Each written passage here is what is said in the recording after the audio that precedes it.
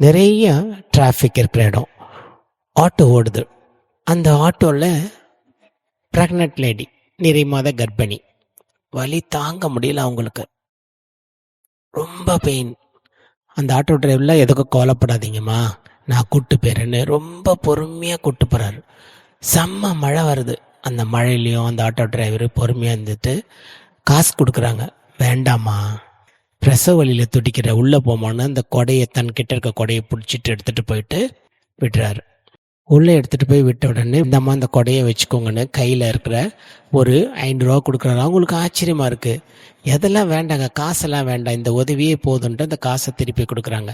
இந்த கொடையை எடுத்துங்க, இருமா மழையாக பெய்யுது, திடீர்னு ஏதாவது வெளியே போனால் உனக்கு தேவைப்படும் அப்படின்னு சொல்லிட்டு வந்துடுறாங்க. இதை நான் எப்படி உங்களுக்கு திருப்பி கொடுக்குறது, அட்ரஸ் கொடுங்களேன். வேண்டாம்மா, அதெல்லாம் நீ வச்சுக்கோமா, அந்த குழந்தை பத்திரமா பிறக்கட்டும் அப்படின்னு சொல்லிட்டு வந்துடுறாரு. அந்த அம்மா வழியில் அப்படியே போய் டாக்டரை போய் பார்க்குறாங்க. டாக்டர் பார்த்த உடனே இன்னும் 15 days ஆகும், அது வர வழி தான் அப்படின்னு சொல்லி அனுப்பிச்சிடுறாங்க. இந்த அம்மா கொடையை பிடிச்சிட்டு வெளியே வந்துட்டு அவர் இருக்காரான்னு பார்க்குறாங்க. அந்த ஆட்டோ டிரைவர் அங்கே இல்லை. இந்த அம்மா அங்கே பார்க்குறாங்க. அங்கே ஒரு வயசானவர் இருக்கார். அவர் ரொம்ப மழையில் நினைக்கிறாரு. ரொம்ப குளிர் எடுக்குது அவருக்கு. அவங்க என்ன பண்ணுறாங்க, நாமளாவது இளமையாக இருக்கோம், அவருக்கு இந்த கொடையை கொடுத்து உதவுன்ட்டு தனக்கு வந்து அந்த கொடையை என்ன பண்ணுறாங்க, அதே அன்பில் எடுத்துகிட்டு போய் அந்த கொடையை அந்த இவர்கிட்ட கொடுக்குறாங்க. அந்த தாத்தாக்கு ரொம்ப சந்தோஷமாயிடுது. அந்த தாத்தாக்கு பசி வேற, குளிரில் எழுந்து போக முடியல. இப்போ கொடை வரவே மழையில் நனைய மாட்டோம் அப்படின்ட்டு அந்த கொடையை பிடிச்சிட்டு போயிட்டு அங்கே சாப்பிட போகிறாரு.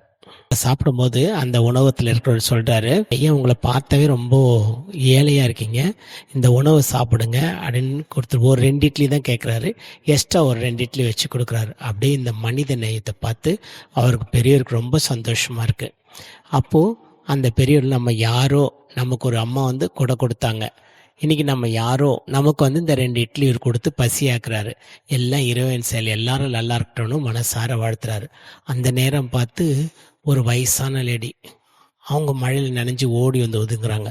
அப்போ இவர் என்ன பண்ணுறாரு, ஐயோ நம்மளாவது பரவாயில்ல, வயிறு நிறைய சாப்பிட்டோம், இந்த அம்மாவுக்கு எதுவும் இல்லையே, மழையில் நனைஞ்சிட்டு போகுதுன்ட்டு போய் அந்த கொடையை என்ன பண்ணுறாங்க, அந்த வயசான அம்மாவுக்கு கொடுத்துட்றாங்க. அந்த அம்மா கீழே குனிஞ்சு பார்க்குறாங்க. கீழே வந்து ஒரு பெரிய செயின் கிடக்கு. பார்த்தா அது தங்கச்சங்கிலி. அச்சச்சோ, இந்த தங்கச்சங்கிலி யாருதுன்னு தெரியலையே, என்ன பண்ணுறது, கொடையை பிடிச்சிக்கிட்டே போகிறாங்க. செயின் யாருடையது ஒப்படைக்கலான்னு பார்த்தா மழை, யாரும் இல்லை. அப்படியே நடந்து வராங்க. அங்கே நடந்து வரும்போது பார்த்தா ஒரு அப்பா வந்து குழந்தையோடு தேடிக்கிட்டே வர்றாரு. நினைஞ்சிக்கிட்டே வர்றதை பார்த்துட்டு என்ன பண்ணுறாங்க, அந்த பாட்டி, ஐயோ குழந்தை நினையுதே அப்படின்ட்டு, இந்தாம்மா இந்த கொடையை நீங்கள் வச்சுக்கோங்க அப்படின்றாங்க. கடைசியில் பார்த்தா அந்த ஆட்டோ டிரைவருடைய குழந்தை தான் அது, அந்த ஆட்டோ டிரைவர் தான் அது. அவர் கொடுத்த கொடை அவருக்கே தேடி வருது. என்ன இந்த மழையில் ஏன் அப்படி நினைஞ்சு வரீங்கன்னா, நீங்களும் மழை கொடைக்குள்ளே வாங்க அப்படின்னு கேட்டு, இல்லைம்மா நான் சங்கிலி ஒன்று போட்டிருந்தேன் என் குழந்தைக்கு, எங்கேயோ தொலைச்சிட்டா, அதை தேடி தான் வரோம், இந்த சங்கிலி தானான்னு பாருங்கன்னா, ஆமாம் இந்த சங்கிலி எங்களோட தான் சந்தோஷமாக வாங்குறாங்க. அப்படியே ஆச்சரியமாக இருந்த ஆட்டோ டிரைவருக்கு, இந்த காலத்தில் நம்மளுக்கு தேடி வந்ததுன்னு. அவர் நல்ல கர்மா விதைச்சார். ஒரு கர்ப்பிணி பெண்ணுக்கு தன் கொடையை கொடுத்து உதவுனார். அதே கொடை எல்லாரையும் போய் தேடி தேடி தேடி தொலைஞ்ச நகையோட அந்த கொடையோட அவருக்கு திருப்பி கிடச்சிருச்சு. இதுதான் வாழ்க்கை.